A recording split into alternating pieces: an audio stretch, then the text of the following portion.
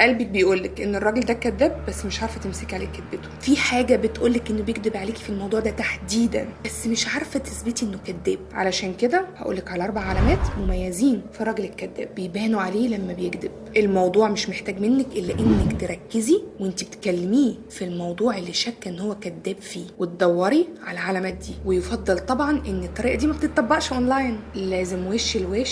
مع اني اول حاجه مش هيحاول يوريها لك لما يكذب هي وشه. رقم 1، يكسب وقت.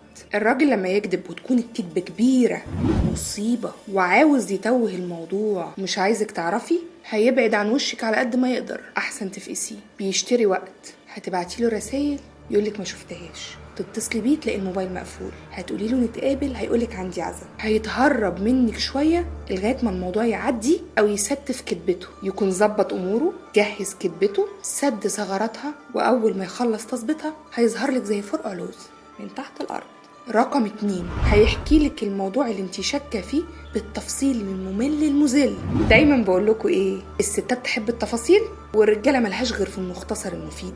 علشان كده لما تلاقي الراجل اللي الطبيعي بتاعه لما تساليه انت عملت ايه امبارح، والطبيعي ان يرد عليكي يقولك بمنتهى البساطه رحت الشغل، اتخانقت مع حماده، وروحت اتعشيت كبده ونمت عندي حموضه. 4 حاجات هم كل ملخص يومه. فلما تساليه نفس السؤال في يوم انت شاكه انه عمل حاجه، هتكون اجابته كالاتي: انا امبارح صحيت، غسلت وشي ولبست ونزلت، جبت المواصلات، رحت الشغل، واتخانقت مع حماده عشان طفى السجاير كوبايه القهوه اللي بشربها، وانا مروح اشتريت حته كبده حلوه من جزار في كلوبيه وشوحتها وقعدت اكلها في البلكونه وبعد كده نمت. هيبقى ناقص يقولك حط كام ذره ملح في الكبده. اعرفي على طول انه كذاب، وان السؤال اللي عايزه تعرفي اجابته واضحه. بس الراجل ده بيبيع لك قصه تانية. اوعي تشتري، لان كل التفاصيل الغير مبرره دي هدفها التصديق على القصه والتاكيد عليها، وبالمره حفظها عشان لو سالتيه تاني. احذري، اديني قلتلك. رقم 3، اسلوبه دفاعي جدا. لو فتحتي الراجل في موضوع انتي شاكه انك كدب عليكي فيه وبغتيه بالسؤال، اخدتيه على اخوانا يعني،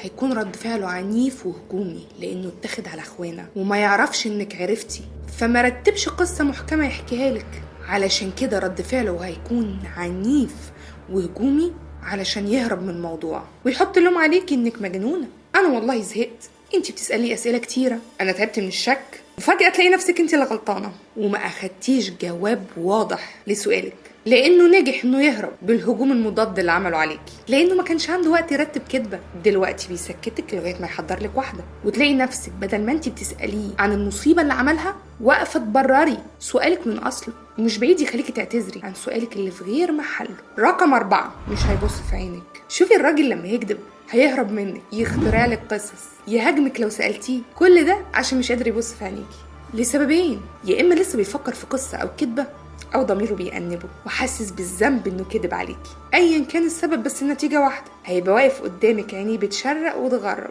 ويا دوب يجيبك بطرف عينه. تمام؟ استني، مش تمام. في نوع رجاله تاني بجحة، يكذب الكذبه ويصدقها ويبيعها لك ويخليكي تصدقيها بالعافيه وهو عينه في عينك، يكذب بقوه وبجبروت وهو عينه في عينك وبيبرق لك كمان عشان يخوفك. اوعي ما تصدقنيش، تبقى ليلتك طين، فخلي بالك. طب عايزه تمسكيه في مناقشه بقى وتزنقيه في حته عشان تستخلصي منه الكذبه دي وتعرفي حقيقتها؟ استني الفيديو الجاي ازاي تقفشي الراجل وسط كذبته.